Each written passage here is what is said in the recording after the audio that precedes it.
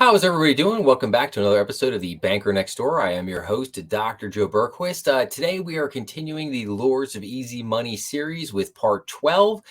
Today we are going to be covering chapter 10 in the book. But before we get started here, we're going to do a quick review of chapter 9 for everybody in case you didn't see that one, or didn't get a chance to review that episode yet. So Robert Hetu was an employee at Credit Suisse. And so we get into kind of, Robert's, the lifestyle, you will, of running the CLO product line at Credit Suisse. We talk about the product, which became companies like Rexnord. We talked about collateralized loan obligations, or CLOs. John Popp, another employee at Credit Suisse, we got into kind of his role there and how were institutional investors, pension funds and insurance companies, how are they supposed to earn a yield on their pools of cash when the Fed kept interest rates pinned at zero? We then got into the CLO factory. We discussed kind of caught in a vice, basically how this world just kind of was like a snowball, just rolling downhill, and it just got bigger and bigger and bigger. And then you had the sponsors, the private equity firms, and just pushing in, and then what they wanted, and then they had covenants in their contracts, and then they wanted to alter the covenants, and they wanted covenant light contracts, the Cove Lights, and how this Cove Light contract went from being the obscure product on the far end of the system to being the dominant standard thing in the business. And then we talked about, a business development corporation, or BDC. And then at the end, we kind of wrapped up with no one in the world of CLOs or leveraged loans seemed to think that they could lose as long as the Fed kept the zero interest rate policy in place, kept rates pinned at zero, and kept the printing press turned on with that quantitative easing. As long as that was the case, there was no way for these people to lose money. But now we are going to get into chapter 10 here. Hold on, chapter 10 here, which is called the ZIRP regime. And we're covering the years of 2014 through 2018. And we're going to start off here. This chapter is really about the effects of what we're continuing with Rexnord as the company of choice here as our example throughout the book, but we're really going to see how this affects the average worker as we get through this chapter here. And like I said, hopefully this will be a very enlightening chapter for a lot of people. So we're going to start off with here the separation between Rexnord's leadership team and the rest of its workforce. So when Jay Powell sat on Rexnord's board of directors and helped manage the company on behalf of the Carlyle Group, the executive team held their important meetings at hotels and country clubs rather than at the company's headquarters building near the factory in West Central Milwaukee. By 2014, the separation between Rexnord's leadership team and the rest of its workforce was made concrete and permanent. The executive team moved into a newly refurbished office building in downtown Milwaukee. The new offices were a self-contained environment, elevated above the middle layers of management and the thousands of employees who worked at Rexnord's global network of factories. These factories were seen as assets, and the executive team's job was to earn as much profit as possible from those assets. The effort was led by Rexnord's relatively new CEO, Todd Adams. Todd had joined Rexnord as a finance guy back in 2004 when he was still in his early 30s. During his first years at the company, Adams worked under Jay Powell, giving Adams the chance to observe firsthand how the Carlyle Group earned hundreds of millions of dollars by owning the company for less than 5 years. Adams quickly advanced to higher and higher positions within Rexnord until he became CEO in 2009. It is no coincidence that Rexnord's new chief executive had a background in finance rather than in engineering or manufacturing. After Carlyle sold the company to Apollo, Rexnord was swamped with debt, and managing that debt became one of the company's top priorities. In 2010, the first full year Adams was CEO, Rexnord's debt burden was $2.1 billion, and it paid $184 million in interest payments alone. The company lost $5.6 million that year during the depths of the Great Recession, having lost $394 million the year before. Rexnord wouldn't turn a profit until 2012, and it paid millions of dollars in interest costs each year. But Adams wasn't deterred. Apollo still owned Rexnord, and in the world of private equity, there was more to running a business than turning a profit or being debt free. Rexnord had become Apollo's strategic vehicle to generate periodic windfalls through financial engineering. Right after Apollo bought the company, for example, it loaded Rexnord down with 660 million in new debt, which was used to buy an industrial plumbing firm called Zurn Industries. One of Adams' main jobs was to help shape Rexnord into a commodity that could be sold outright or at least monetized along the way. When Todd Adams talked publicly about managing Rexnord, he talked about the company's unique management philosophy, which they called the Rexnord Business System, or RBS. They even drew up a logo for the thing. And it was true that Rexnord's managers and employees were trained in the mantras and techniques of this management theory, but RBS didn't really explain what drove Rexnord. What happened on the factory floor was, in a very real sense, almost incidental to the company's overarching strategy. So now we're going to get into financial engineering. So, financial engineering was key to Rexnord's strategy. Rexnord, like any corporation, responded to the environment in which it operated. And that economic environment, starting in 2012, was dominated by the influence of ZIRP. The abundance of cheap debt, the corresponding rise in asset prices, and the desperate search for yield pushed companies toward a certain set of broad strategies. The management team's biggest maneuvers had to do with leveraged loans and rising stock prices rather than conveyor belts or ball bearings. The idea of spending money to research new products faded away in the glow of new debt offerings. But the company soon became a typical example of what was happening across corporate America as all the cheap money came flooding into the system through quantitative easing and ZIRP. This strategy would prove to be wildly profitable for company owners and executives. Todd Adams, for example, earned a respectable $2.5 million in 2010, his first full year after becoming CEO. But this was just the beginning. In 2012, a good year for him, Adams earned $8.7 million, thanks to a generous allotment of stock options the year the company went public. Not every year, though, however, was so great, but Adams was consistently paid more than $1 million a year, and he earned $12 million in one particularly good year. But the gamble of ZIRP was not that it would make people like Todd Adams rich. The gamble was that it would help people like Rexnord's employee, John Feltner. He believed at one point that a job at Rexnord might provide him a narrow pathway to a stable middle-class life. All the financial engineering encouraged by ZIRP was supposed to make that belief come true. So in other words here, the Federal Reserve had done all this with the idea that all this money was going to get pumped into these companies and that they were then going to use this money to go out and hire. They were going to hire more employees and they were going to build more factories and build more plants and expand their product lines and start new businesses and all this kind of stuff. This was the hope. The reality turned out to be something much, much different. So now we're going to get into John Feltner. So when John Feltner got the chance to interview for a factory job at Rexnord, he jumped in his car and drove for more than 15 hours overnight to make sure he arrived at the interview on time. His big chance came in 2013 when Rexnord's factory in Indianapolis was hiring a machine operator. Feltner was born and raised there, but was living in Dallas when he got the call. He had moved to Dallas after being laid off from a previous factory job. A position at Rexnord with the high pay it offered was worth extraordinary efforts. This was the thing about John Feltner. He was always game. He was willing to do what was needed to help feed his family. Feltner was a well-educated guy, and he was educated in the complex mechanics of modern industrial production. He had an associate's degree from ITT Technical Institute and had worked various jobs as an engineer, at one point designing the complex piping systems used inside refineries. Then he moved into factory work. Feltner knew how to work hard, and the fact that he and his wife had 3 children tended to focus his mind on the task at hand. Unfortunately, Feltner's adult life happened to coincide with the epochal collapse of America's manufacturing sector. This meant that his career was punctuated by wildly destabilizing layoffs and dislocations. When Feltner was growing up in Indianapolis during the 1970s, the eastern part of town was a busy hive of factories and distribution centers. The appetite for labor seemed bottomless. There was an old joke in town that a person could get fired in the morning and have a new job after lunch. But one factory after another was closing.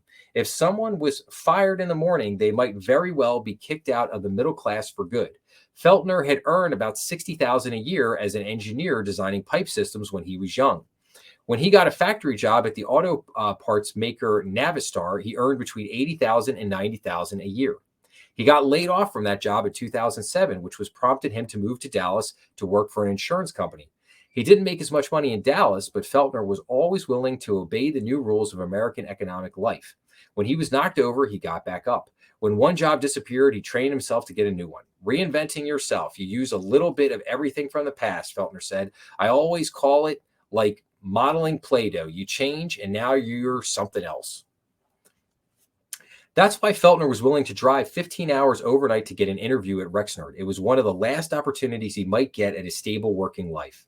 The Rexnord plant was located on a far western part of town just north of the airport. The building was enormous, the size of a city block, and surrounded a crowded parking lot full of cars.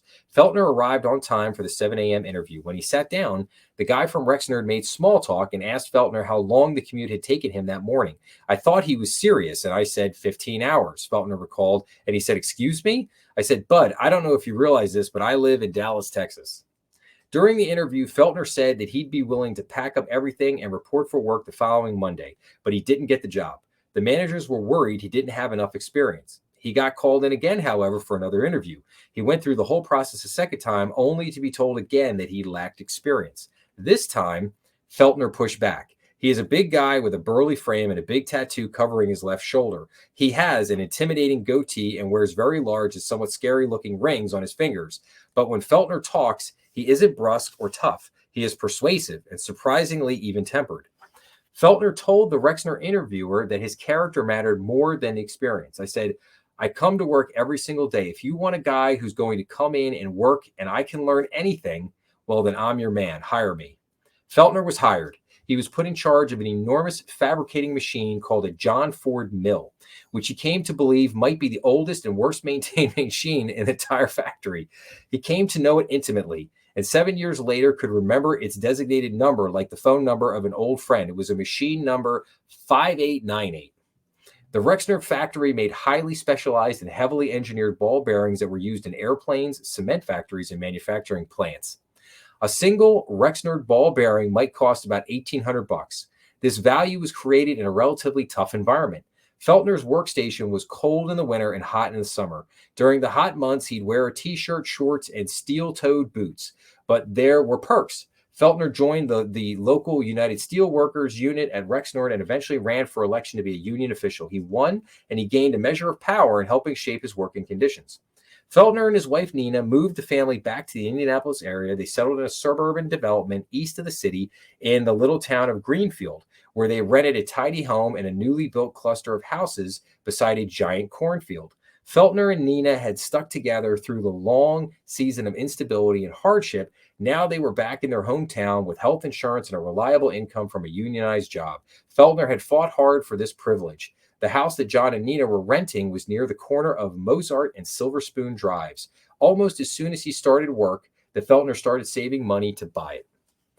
Now, what is very interesting about this is that at the beginning here, he talks about the 1970s, and he harkens back to a time in America where, it almost feels like, I think today, to generations who did not grow up in the 60s, the 70s, and even through most of the 80s. And growing up in these places like Kansas, Kentucky, Arkansas, Oklahoma, and what we now call the Rust Belt, Wisconsin, Iowa, Michigan, Ohio, Pennsylvania, where there were all these, really good, where there was just manufacturing jobs in abundance. And people, if you were willing to work hard, you could get one of these manufacturing jobs, and it was your ticket to the middle-class lifestyle. And you could make good money, and you could raise a family on a single income. And, you could buy a house, and you could have a car, maybe even two cars, and, you could have your kids in school, and life was good. We almost can't imagine that now. I mean, we're almost 40 years beyond that at this point, which is kind of crazy. And, so it's just, like I said, just a very interesting thing to think about, because I think you got to put yourself back in that time period, back in that point. Okay. So now That's John Feltner's experience. Okay, so we learned a little bit about John Feltner here. Now let's find out, okay, what is generating the most profit, however, for Apollo? From the view of Rexner's headquarters office in Milwaukee, the ball bearing factory in Indianapolis was seen as a single asset within a network of assets owned by the company, all of them arrayed on a complex and ever shifting game board. CEO Tom Adams and his team had to figure out how these game pieces might be moved into ways that generated the most profit for the company's owners. Apollo management still owned about 24% of the company, while another 23% of stock was split between T. Rowe Price Associates and JP Morgan Chase. Other chunks of the company's shares had been broken apart in an initial public offering and sold on Wall Street. The sale of that stock raised $426.3 million in cash, but very little of that money went to the company itself. Apollo took $15 million off the top as a management fee, and $300 million was used to pay down debt. In 2013, the company announced another public offering, this time aimed at raising $1.36 billion. Unfortunately, as the Milwaukee Journal Sentinel reported, the offering would not raise proceeds for Rexnord. The dilemma faced by Adams and his team was not so different from that of any other corporate leader. They had to maximize profits, increase the return to owners, and demonstrate that the company had a pathway to major growth in the coming years. There were many different ways of doing this. Rexnord could try to invent new products, try to branch out into new industries, or reinvest in its factories to improve the quality of the products it already made. But when searching for big profits, Rexnord's leaders could focus on two things in particular: the booming market for the company's debt and the booming market for the company's publicly traded stock. This was where the real money was churning. The debt market seemed like the most pressing concern. Every decision that Adams and his team made had to be considered within the context of Rexnord's debt load. In 2014, the company still owed $2 billion in debt. It paid $109 million in interest payments that year while earning only $30 million in profits. Rexnord's leaders spent a lot of their time working with Hatu and Credit Suisse to roll and refinance the debt on a constant basis. Paying down the debt would take years, and the process would require bitter compromises and painful costs. This wasn't the stuff of an existing corporate strategy. There were more energizing opportunities presented by the rising stock market. One of the strange realities of the ZERP era was that even though overall economic growth was anemic, the growth in asset prices was spectacular. This created the opportunity for executives like Adams to exploit a once obscure financial tactic that allowed them to cash in on the inflation of company stock. This tactic was something called a stock repurchase or stock buyback. This was a strategy that Rexnord began to pursue along with the rest of corporate America. So, okay, now we're going to get into stock buybacks. Stock buybacks were made legal in 1982, and they are exactly what they sound like. A company uses cash to buy shares of its own stock. The basic appeal of a buyback was obvious for the people who already own the company's stock. When shares are purchased, they get taken off the market, which decreases the total amount of shares in existence. This can boost the price of remaining shares because there are less of them to buy. Stock buybacks also help juice an important metric by which many CEOs get paid, called earnings per share, which measures how much profit a company earns per share of stock. Take away more shares and the earnings per share go higher. In this way, stock buybacks are a great way to meet the earnings per share target without doing things like winning new customers, innovating new products, or improving operations. Also, maybe most obviously, the share buybacks give money to people who already own the stock, which can include the company's executive team. In spite of all these benefits to executives and shareholders, stock buybacks remained relatively rare through much of the 1990s. There were compelling reasons to avoid them. Buybacks almost always increased a company's indebtedness, which weakened it. Okay, now let's take a sidebar for a second here. So this almost always happens because a company's debt level or its leverage is determined by the level of its debt compared to its equity and its assets. A stock buyback uses an asset, cash, to reduce a company's equity by removing stock from the market and therefore increases its leverage ratio. So in other words, yeah, you buy the stock back, you're putting debt and you're leveraging the company. Just think of it like that. Okay, let's go on here. This tendency was only amplified when companies borrowed cash to make a buyback, but the strategy became almost unavoidable when debt was so cheap and stocks were rising so fast. The most boring seeming companies in America became financial engineers, borrowing cash, buying their own stock, pumping up their share price, and often justifying higher pay package for their executives. The actual business these companies engaged in became less and less important to their management teams. What mattered more was access to debt markets and rising share prices. McDonald's, for example, borrowed 21 billion in bonds and notes according to an extensive investigation in Forbes magazine between 2014 and 2019. The company used the cash to help finance 35 billion in stock buybacks. It also paid out 19 billion in dividend payments directly to its owners, giving the owners more than 50 billion during a period when the company earned only 31 billion in profits. The buybacks made these companies more vulnerable to an economic downturn by increasing their debt loads and reducing their equity. Between 2014 and 2020, for example, Yum Brands boosted its net debt from 2.8 billion to 10 billion. This meant that its debt went from 42% of its total sales to 178%. So now, okay, let's go into Rexnord's. Let's talk about Rexnord's stock buybacks. So Rexnord was considering a stock buyback in 2015, but the company was so deeply in debt that it would have effectively been buying its own shares with borrowed money.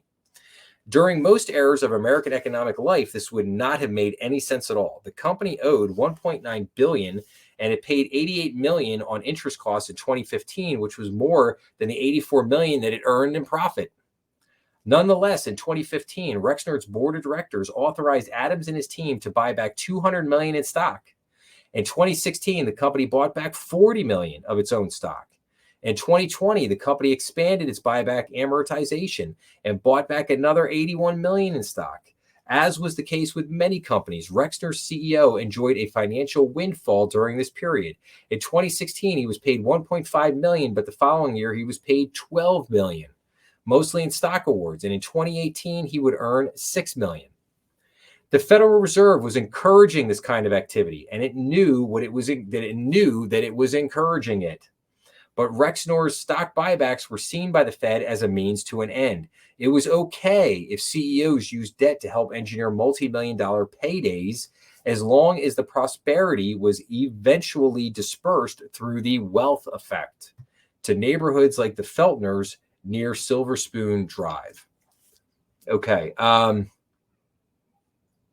Now we're going to get into Feltner and the effects on the workers.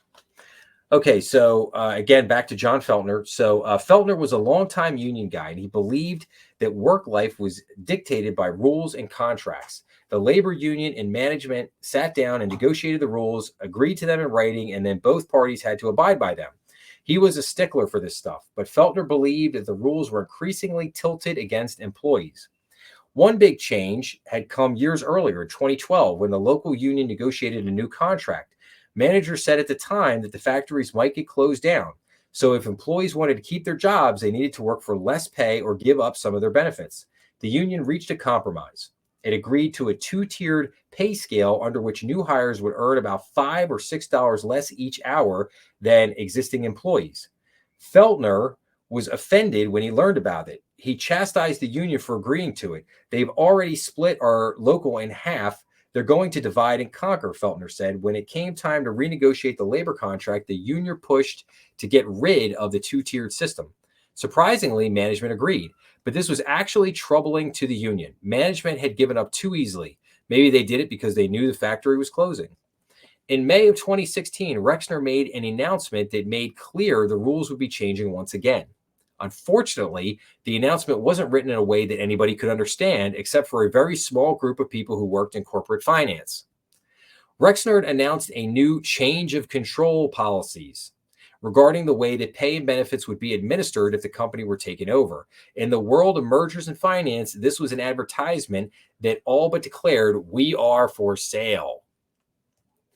Todd Adams and his team were doing things that would make Rexnord more attractive to an outside buyer. The company was still deeply indebted, but had been slowly rotating off some of its loans, beating down its debt from $2.4 billion in 2012 to $1.9 billion in 2016. But Adams had also launched another important initiative, one that had a far bigger impact on the lives of Feltner and his coworkers. This initiative had a rather bloodless name. It was called the Supply Chain Optimization and Footprint Repositioning Plan, or SCOFR, as the insiders began to call it. Under the SCOFR plan, Rexnord would evaluate its entire game board of assets, evaluating how each one might be moved, improved, or liquidated in a way to benefit the company's stockholders and burnish its financial statements. The SCOFR plan called for an elimination of about 20% of Rexnord's manufacturing footprint. Factories in high-paying parts of the world like Indianapolis would be moved to low-paying parts of the world like Mexico.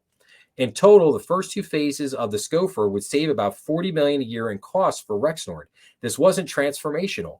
Rexnord paid $91 million in interest payments in 2016 alone, but the savings would be attractive to outsiders. They boosted the company's profit margin even if they didn't lessen its debt.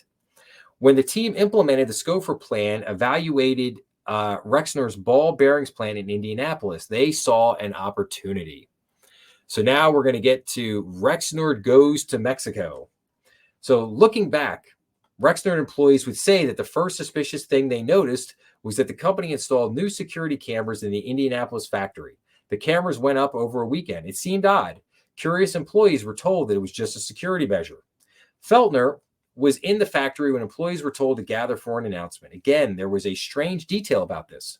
Half of the employees were asked to go to a loading dock at the back of the building, and half were asked to go to a spot in front of the building. They didn't know why the company would want to split everyone up.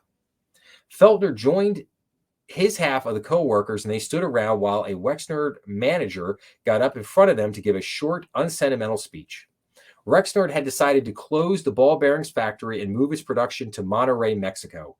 The union later learned that employees in Mexico would earn about $3 an hour and that closing the American plant would save Rexnord roughly $15 million a year.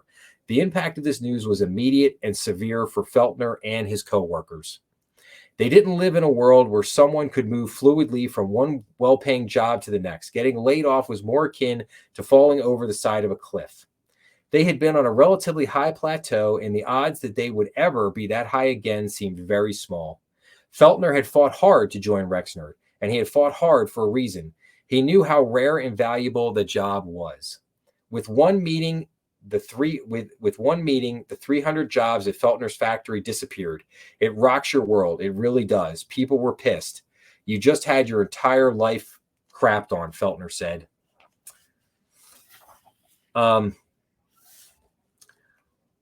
So Rexnord gradually disassembled production at the Indianapolis plant and prepared its new facility in Monterrey. The company offered Feltner and his coworkers extra pay and severance if they stayed on the job until the factory was entirely closed down that summer. They would be asked to help train the workforce in Mexico who would be taking over their work. Employees who helped in the training would get a $4 per hour increase in pay. Feltner's one act of defiance, his rebellion, was refusing to sign up. There's absolutely no way I'm going to train this guy to take my job, he said. This was the victory Feltner could claim when the plant finally closed for good in 2017 and he went back on the job market. That's kind of hard to read. I mean, in all honesty, I mean, it's kind of hard to read. Yeah, I mean, not that this is something new. I mean, this kind of stuff has been going on for years, but it just drives home the point of, instead of creating this QE at the end of the day, instead of creating this abundance of opportunity and creating all these jobs and doing all these wonderful things, led to financial engineering and shareholders getting rich, executives getting rich, and a lot of employees getting the shaft, and a lot of good, hardworking, middle and low class people getting kicked to the curb. And that's the legacy here of QE. That's the legacy of QE. So, okay, let's get in the end game for Rexnord and Feltner. Todd Adams never managed to find a buyer for Rexnord or any of its major divisions. but the executive team did manage to keep whittling away at the company's debt, driving it down from 1.9 billion in 2016 to 1.4 billion in 2018. And the profit margins were improving as the company imposed more rounds of SCOFR. Rexnord closed 7 facilities in its water management division alone between 2017 and 2020. It appeared that Rexnord's board of directors was pleased with Adams' performance. He earned 1.5 million in 2016 when the Indianapolis plant closure was announced. In 2017, when the plant was closed, Adams was paid 12 million, largely in stock benefits. The financial data company Wallmine, which tracked public data of stock sales and awards, estimated Adams' net worth to be at least 40 million by 2020. Moody's credit rating agency steadily raised Rexnord's debt ratings over the years as the company cut costs. But in 2020, the debt was still rated as junk. John Feltner did his Play-Doh routine again, whereby he reshaped his working life. After his last day at Rexnord, Feltner kicked around looking for a job that might pay something similar to what he made. He eventually got a decent one doing maintenance at a grocery store, then a job as a temporary maintenance contractor. He and Nina put their plans on hold to buy the house near Silver Spoon Drive. The interruption was stressful, but Feltner wasn't deterred by it. He and Nina still aimed to eventually build up enough savings to buy their house and put their kids through college. Each of Feltner's jobs paid less than the one before it, but both he and Nina were willing to work hard. They would make it. Although it was painful, expensive, and destabilizing to be laid off, Feltner had grown accustomed to it. I call that the new normal. It's something you get used to. The new normal. The new normal. Okay, and then finally, we're going to wrap up here with Powell's role in Rexnord's fall. Jay Powell had earned his personal fortune from Rexnord in a way Powell did most things, discreetly and efficiently. It appears that when Rexnord's layoffs made the national news in 2016 and 2017, there wasn't any public mention of the role Jay Powell played in the company's fortunes. His ownership at Rexnord was a decade in the past, but there was a straight line between Powell's stewardship of the company and its later travails. When Powell flipped Rexnord, the company was dropped into a deep well of debt from which it never emerged. This reality shaped everything that happened afterward, including the birth of SCOFR and the closing of the Indianapolis plant. But Rexnord was long in Powell's past. During 2016, Powell and the federal governors were forced intently on difficult internal debates. They were trying, with little success, to figure out how the Fed might control and contain the side effects of its monetary experiments. Powell had warned in 2013 that the market for leveraged loans and other debt assets was overheating because of the Fed's interventions. By the end of 2016, corporate debt had increased by 25% to $8.5 trillion. It was proving to be extremely difficult for the Fed to withdraw its interventions before the debt markets became even more overheated. Powell was at a social function in Washington one night when he bumped into someone who might have been able to offer him some insight into the Fed's dilemma. It was a chance encounter when Powell met the former president of the Kansas City Fed, Tom Hoenig. The two men shared some polite conversation, but didn't talk too much about monetary policy. As Hoenig would later remember it, their conversation was short. Hoenig also had other things on his mind at the time. He had returned to Washington, D.C. after retiring from the Fed to take another job in government service. He had been lured back to become vice chairman of the regulatory agency charged with maintaining stability in the U.S. banking system, the FDIC. It had been years since Hoenig had warned that quantitative easing and ZIRP would cause a massive misallocation of resources, increase financial risk, and primarily benefit the rich who owned assets. Now, as a bank regulator, Hoenig had a front row seat to watch it happen. He also had the responsibility to help clean up the damage if those risks ever again spilled into the open. So there we have it. There's chapter 10, and we basically, we got a great glimpse in this chapter into how this whole thing played out. You saw how stock prices went up. Companies used debt companies used cheap money to basically infuse their debt, to do stock buybacks, to basically enrich themselves, many times at the expense of their employees. It had the exact opposite effect of what Jeremy Powell and the Fed were hoping for. But it did have the exact effect that it's very weird. It did not have the effect they were hoping for, but it had the exact effect that they were desiring, which was to, flood the money into the market and get the market going, get asset prices rolling, get real estate prices back up, get stock prices back up, get company valuations back up, get all that going, because they wanted to create the wealth effect. But the only problem is the only people they made wealthy were the people who are already wealthy and the people who already own those assets. So again, just a lot to digest here, in this chapter, as is true of all chapters in this book. But we will continue on. We'll continue on this journey. In next chapter, we're going to get into is chapter 11, which is called the Honig Rule. And Tom's going to come back, or kind of our hero of the story, if you will, is going to come back into focus here as he returns to Washington, D.C. and becomes a chair, and I don't think a chairman, but on the board of the FDIC. So, and we'll see how that plays out here in the next chapter. But so I'll wrap up with this. So if you are liking this series, please make sure to like, share, and subscribe. Please make sure to leave your comments down below. That always helps. And like I said, I'm really trying to get the word out about this series. So if you can share it, I would greatly appreciate it. And like I said, please check back for other comments. My goal is to try to put out 2 of these Lords of Easy Money episodes per week over the next month, so we can get the final chapters reviewed and get through the book. So like I said, right now we're through 10 chapters, and we have just a few more left to get to here, and then we'll be at the end. Get it done.